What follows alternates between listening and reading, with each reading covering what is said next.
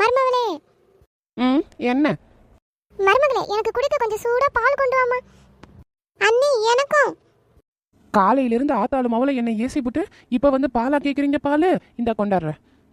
எத்த இந்தாங்கத்த, நீங்க கேட்ட பாலு. எத்த ஏங்கத்த இப்படி அழுவுறீங்க? பால் எதுவும் சூடா இருக்கா என்ன? மருமகளே, இது ஆனந்த கண்ணீர். என்னத்த சொல்றீங்க? ஆனந்த கண்ணீரா? ஆனந்த கண்ணீர் வர்ற அளவுக்கு இங்க என்ன நடந்துச்சு?